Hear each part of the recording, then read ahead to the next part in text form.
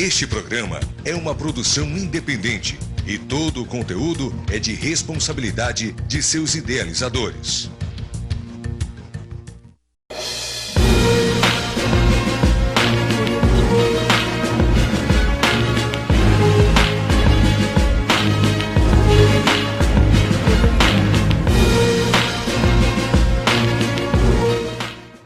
Olá, amigo e amiga empreendedores, estamos dando início a mais um PN Negócios, um programa que tem como cunho trazer histórias empreendedoras, contar histórias por trás de empresa. E hoje nós estamos aqui na indústria Dori. Então, senhor Walter, como começou a Dori, né? Como surgiu essa empresa, como começou essa história? Você que é uma empresa familiar, nos conte aí como surgiu. Então, como eu tinha falado, em 1911, né, ela foi fundada. E as pessoas, né, assim, responsáveis pelo que a gente tem que dar nome aos bois, né, como diz o negócio. Então, meu avô, que foi o fundador da empresa, que passou para 3 filhos, né? Então, 2 ficaram em João Pessoa, meu pai ficou em Natal, e foi o único, os 2 faleceram. Um tio meu faleceu muito cedo, com 60. Então, meu pai ficou, assim, gerindo toda a Dori, daqui de Natal, a daqui e a de João Pessoa, né? Então ele foi essa pessoa que recebeu o bastão do pai dele, né? Ele começou, vamos dizer, como eu falei para vocês antes, mais ou menos em 1940 e pouco e qualquer coisa, e ficou nessa empresa até o ano que veio para cá em 1999 e faleceu em 2012. Mas a ele nós devemos atribuir, assim, essa disciplina, o conhecimento, esse amor que ele tinha, assim, pela maneira, né? Você vê aí que ele toca na bebida, a gente vê que ele realmente era um homem abnegado, uma pessoa que adorava o que fazia, e foi ele o verdadeiro... A essência que passou, né, toda essa coisa pra gente. Eu comecei trabalhando muito cedo com ele, mas depois eu viajei, fui morar um tempo em Belém, mas nunca deixei de estar aqui dessa fábrica desde menino, desde criança. Que eu assim como os seus irmãos também? Não, só quem ficou fui eu. Meus irmãos são todos médicos. Oh. Todos médicos. Aí você então assumiu esse legado. E Aurinho de Marpas, que era muito amigo dele, ele fez ele montou um quadro que aparece, como ele gostava muito de sinuca, e aparecia esse quadro em 30 anos antes de 2012, que foi em 1982. Então, Aurino fez uma montagem assim do quadro, que aparecia essa turma em 82 e 2012. Aí pra você ter uma ideia como ele gostava de se reunir com os amigos e tal. Então, aqui é ele aqui. Ficou então, a lembrança enquadrada. Aparecem essas 2 fotos, entendeu? 30 anos, então esse último ano, 2012, ele ainda jogava sinuca, ainda se metia já velhinho, e faleceu nesse ano. Tinha 87 anos, sabe? Mas nunca deixou de jogar a sinucazinha dele, de ter os amigos dele. Ele é uma pessoa muito assim, é preciso que se diga isso. Ele recebeu todo tipo de, assim, comenda que você imaginar. Por exemplo, ele foi como industrial brasileiro, não foi daqui do Rio Grande do Norte, não. Ele teve a comenda da Confederação Nacional da Indústria. Ele teve o mérito do trabalho aqui no Rio Grande do Norte, foi presidente da Associação Comercial, presidente do Rota, presidente... Em tudo ele se metia, já foi maçom. Ele teve uma vida assim, muito ativa e tinha muitos amigos, uma pessoa muito, muito relacionada, muito bem. Federação das Indústrias foi um dos responsáveis pela transição na Federação das Indústrias, da saída de Bira Rocha para Flávio Azevedo. Ele foi um dos mentores dessa, né, juntamente com o Tiago e com o pessoal e com o próprio Flávio Azevedo, que depois, posteriormente, agora é Amaro Salles, presidente da federação. Também até me encontrei com a Amaro Salles na semana passada. Então, sem dúvida, seu pai é um importante industrial para o Rio Grande do Norte, né? Não, com certeza. Existe uma comenda chamada Comenda Walter Dori, que é dada anualmente. Tem uma festa que é feita uma comenda Walter Dori, no nome dele, para as pessoas que tiveram reconhecimento, tanto no estado, na área industrial, como em outras áreas. Então, meu pai recebeu ele é vamos dizer, A comenda era o nome dele, Comenda Walter Dori. Então, quer dizer, ele teve uma importância significativa aqui dentro da... E hoje a Dori tem 110 anos. Né? 110 anos de história. Então, aproximadamente, não é tão grande, mas a gente tem 400 pessoas, assim, dependentes, trabalham direto. Empregos diretos, né? Empregos direto. Pode crescer mais, entendeu? Mas a gente não foi assim, não fomos tão ousados como outros empresários aqui do Rio Grande do Norte, mas mantemos, né? Isso aqui é importante, é você, essa sobrevivência longa, né? De 110 anos, já é vamos dizer, uma conquista, né? Uma glória, e uma coisa muito bonita. Eu acho assim, uma empresa que tem uma história, temos uma história muito bonita, que às vezes eu tenho vontade até de tentar resgatar essa história. É o resgate da história, mas às vezes a gente não tem tanto tempo. Sempre vale a pena, né? História realmente. Mas foi uma pessoa, se eu não falasse dele, eu ia depois chamar vocês para... Tem que falar, porque ele mais do que merece. É uma história de luta, de batalha, de conquista e de vitória, né? Precisa realmente ser contada. Ele era muito disciplinado, sabe assim, ele não aceitava. Era um modelo de trabalho diferente. Ele era um cara que chegava aqui cedinho e saía tarde, chegava depois do almoço, não faltava nunca. Era como um aluno que não faltasse, sabe? Uma pessoa assim. Como tem outro que eu acho também, que é Alcides Araújo, que é amigo dele também. Que eram essas pessoas que, sei lá, eu acho que hoje em dia mudou muito, sabe? Mudou muito, porque hoje em dia a gente trabalha muito com informação, sabe? Com computador, com relatórios, com análise. Tudo entendeu? Pronto já? Tudo que a gente faz é muito analítico, sabe? As reuniões da gente hoje são... O comercial, pra você ter uma ideia, tudo reuniões em lives, né? São lives de reuniões, você encontra não sei quantas pessoas, e aí você vai modificando o cenário e vai... E se você tivesse, você trabalhando, você está perdendo, muito pelo contrário, você consegue melhorar, é incrível uma coisa dessa. Então, na pandemia, vocês cresceram, né? Ao contrário de muitas empresas que realmente algumas, né, até fecharam, encerraram suas atividades, infelizmente, mas a Dori cresceu, né? Talvez por esse comportamento das pessoas mais em casa, você acredita que tem a ver com isso, o consumo, né, ali de alimentos, né, consequentemente o refrigerante e todos os produtos Dori aumentou, né? As pessoas em casa... Acredito que tem vários fatores, né? Assim, por exemplo, o que você está falando procede totalmente, vamos dizer, durante esse período, vocês talvez tenham prestado atenção, o auxílio ele atingiu quase 80% da população, sabe? Então, também, foi um momento muito assim, interessante do ponto de vista social, entendeu? Porque muita gente ficou esperando.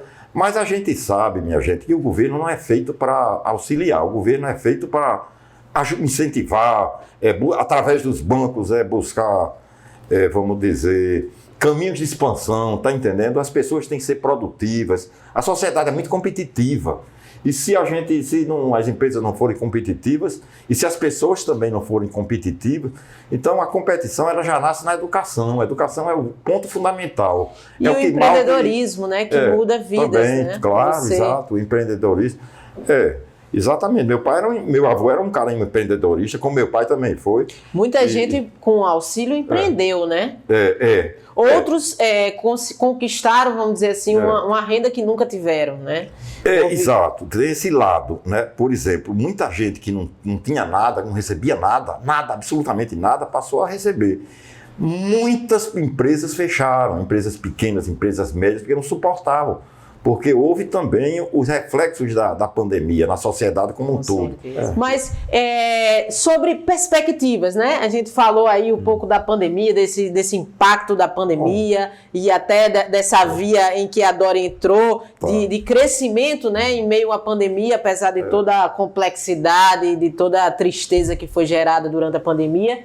Mas quais são as perspectivas futuras, né? O que é que a Dori deseja fazer aí daqui para frente? Eu vi que você falou algo sobre a Bahia. Nos conta aí quais são os próximos passos.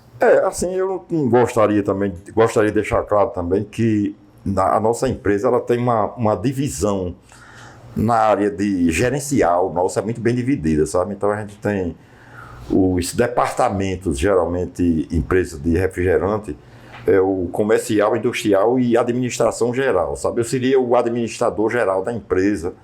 Assim, visto também a minha formação e etc, e o tempo também que eu estou nisso aqui, o meu pai passou o bastão e tal, Então, quando a fábrica de João Pessoa fechou, vieram 2 deles. Então, tem um engenheiro mecânico, que trabalha muito bem na área industrial, que é a área de máquinas, e Stanley, que o pai dele também era de João Pessoa, da fábrica de lá, que fechou, veio para aqui conosco, e é a pessoa que tem apontado muito bem nessa área comercial, que é a área fundamental no crescimento, né? Então, o que é que aconteceu na empresa? Como eu digo a vocês, o que aconteceu, o que a gente experimentou com a pandemia, e que eu falei que um dos motivos foi assim, o auxílio também, né? E isso que você tocou também, que eu vou relembrar, que eu me lembro assim, quando a gente está falando, me refresca a minha memória, e você falou que o produto, quando o povo ficando em casa, consome mais, né? Que você falou, está repetindo exatamente as suas palavras. Então isso é um fato, por exemplo, o povo ficou muito em casa, então, aí quando vê uma Coca-Cola que é o dobro do preço, aí vou tomar a Dora, que é um produto tão gostoso, tão bom quanto, sabe, o grapete, o povo adora, o Guaraná, Tubaína, a gente faz energético também, Tampico, hoje, né, tem vários... Tampico, então nós temos uma variedade enorme de produtos, a gente representa o produto de cajuína também, a gente representa do Ceará. Estamos com Tampico aqui, somos o 3º maior vendedor Tampico do Brasil. Tampico também bastante Tampico conhecido. Cresceu muito Tampico, e se não fosse alguns produtos tipo energético e o Tampico, é quem tem nos auxiliado muito no crescimento, de energético, no percentual total de venda e no aumento do volume financeiro também de venda no Tampico, porque tem como a gente chama na língua do refrigerante e na língua também comercial, industrial, são produtos com melhor valor agregado, ou seja, a gente tem mais lucratividade vendendo. Se a gente tivesse só com refrigerante, talvez a gente não tivesse hoje aqui, porque a margem é pequena e você não pode, como a margem é pequena de refrigerante, você vê que refrigerante é uma coisa, né? Você pega uma garrafona dessa, é 3 e pouco, aí R$3,30, R$3,50 no supermercado, e a margem é pequena e não dá para você, fica caro você mandar o grande, aquele Guaraná grande de 2 litros para Bahia, entendeu? De forma que a gente... O custo logístico, né, engole ali a lucratividade. Perfeitamente. Aí encarece muito, então a gente está tentando ir para Bahia, mas é tipo uma negociação que a gente tem feito lá com algumas pessoas nossas conhecidas, baianas, que já nos tinham prometido. Mas seria uma unidade fabril lá? Pode ser uma unidade fabril pequena, ou um centro de distribuição. Não, pode ser. A unidade é melhor que seja por causa dos custos logísticos e dos custos tributários. Porque os tributários, a pauta baiana, quando você se chamar de pauta, né? Pauta do imposto chamado ICMS substituto. Então, quando você manda daqui para lá, é como no Ceará, Tasso Gereissati protegia muito quando era governador, para impedir a entrada, sabe? Então, cada estado faz sua luta, sua briga para impedir que os outros entrem. Então, a gente só entraria. Então, a gente tem uma crença que a Bahia é boa, mas a gente só entraria bem na Bahia se a gente abrindo lá uma unidade fabril pequena e começando, né? Sabe? E é isso que a gente estava pensando, eu estou até falando. Então hoje o energético e o Tampico, esses produtos são o que vocês têm mais explorado, né? Por ter essa margem melhor. Não, assim, eu vou dar eu gosto muito de falar, eu não falo em números, não, eu falo em percentuais, porque o número deixa muito curioso. Então, em percentual, assim, por exemplo, o Tampico, ele hoje representa aproximadamente 20 e poucos %, o que é muita coisa, sabe, da venda total da empresa. E o energético, os 2 energéticos que a gente faz, que é o Mormai e o Infinity, representa em torno de 15% das vendas da gente. O Mormai, então, no caso, é uma patente, né? Uma marca que vocês... Mormai, exatamente. A gente paga royalties Mormai, mas como é um nome conhecido, então a gente tem uma oportunidade de crescer. De crescer com Mormai em todo o Nordeste, vamos dizer, de Fortaleza. Aí vai tentando, né? A gente vai tentando na Bahia, vai tentando em Fortaleza, enfraqueceu mais. Alagoas já tem uma demanda maior porque tem poucos fabricantes. E outra coisa interessante para vocês tomarem conhecimento é que não existe no Brasil muitas fábricas de refrigerante de porte médio, não, sabe? Depois daquelas grandonas que tem, que elas se concentraram muito por exemplo, antigamente todo estado tinha sua fábrica de Coca-Cola. Hoje já não é mais assim, sabe? Você tem uma fábrica aqui, depois você tem outra em Recife. Uma no Nordeste inteiro. Né? Às vezes eles mudam muito, dependendo de algumas coisas. Mas isso tem acontecido muito, que isso há uma redução significativa de custo, e de custo fabril, né? De forma que a gente também, a unidade da Paraíba, hoje a gente tem distribuição, depósito na Paraíba, depósito em Pernambuco, depósito mesmo, feito e formado. E Alagoas, aí tem distribuidores, Alagoas, em Sergipe, os distribuidores. E temos um sistema muito interessante hoje de controle, né? Os sistemas são todos informatizados, tudo hoje é informatizado, né? Por exemplo, desde as vendas da gente, por exemplo, o nosso vendedor sai de moto para a rua, tira todos os pedidos, é tudo informatizado, cai direto já no negócio, entendeu? Tudo já é distribuído, tudo já é carregado, os caminhões já são todos. Então, ele trabalha dentro de uma modernidade, digamos, compatível com a realidade do mundo de hoje, entendeu? Então, é tudo informatizado, é tudo as tendências, todas as informações que você quiser. Tem uma sala ali que eu faço até um desafio para você. Pergunte para mim o que você quer saber. Eu já fiz essa pergunta a meu sobrinho, que veio aqui, e eu disse... Pode perguntar aí, porque eu não souber, eu acho que em poucos minutos eu vou estar entendendo. Então, quer dizer, esses acessos é que mudam um pouco também a maneira da gente.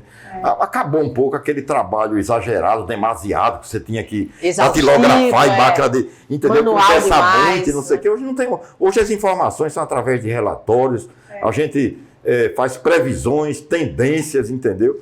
E muitas vezes a gente, esse mês, houve uma quedazinha, porque a gente aumentou um pouco o preço.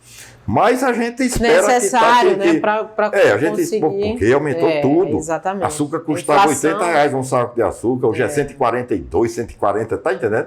Então isso tudo vai empilhindo. Então, eu queria Mas as expectativas são sempre positivas. Veja bem, você fez a pergunta e eu não lhe respondi ainda muito. Por exemplo, com relação a essa pergunta, o que é que vocês estão pretendendo e as tendências? Muito bem. Então, esse ano, desde 2021, a partir do mês de junho, por incrível que pareça, foi que houve uma solidificação, vamos dizer, uma melhoria na rentabilidade que durou, digamos, até o meio do ano e que possibilitou que a gente fizesse investimentos extremamente significativos na empresa, entendeu? Que nunca foram feitos investimentos tão altos nessa empresa como estão sendo feitos agora, entendeu? É uma pena que aqui no Brasil, os brasileiros, muitas vezes a gente adquire máquinas, né? E as máquinas que a gente adquire, às vezes os caras demoram mais para fazer e tarará. A gente agora adquiriu uma sopradora da Alemanha, máquina moderníssima, que vai substituir 4 sopradoras, praticamente vai fazer o trabalho de 4, sabe? Então, isso tem um lado bom e tem um lado ruim. O lado bom é que você economiza, né, com gente, mas ao mesmo tempo você demite gente, entendeu? E lamentavelmente a gente tem que... Então o mundo ele cresce muito... A automatização, né? Acaba... A automatização tem esse aspecto. Então quanto mais o povo se educar, mais ele vai sair dessa equação perigosa. O conselho que eu dou ao empresário é que procure esse caminho de você definir bem e saber discernir entre faturamento, vendas, sabe?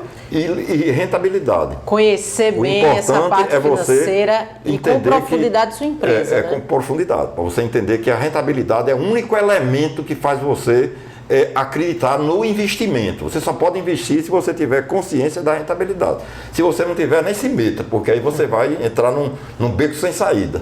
Esse é o conselho. Perfeito, então esse é o conselho de Walter Júnior, da indústria Dori de refrigerantes, e o PN Negócios vai ficando por aqui. Eu te espero na próxima terça, 12 horas, se Deus quiser. Tchau, tchau!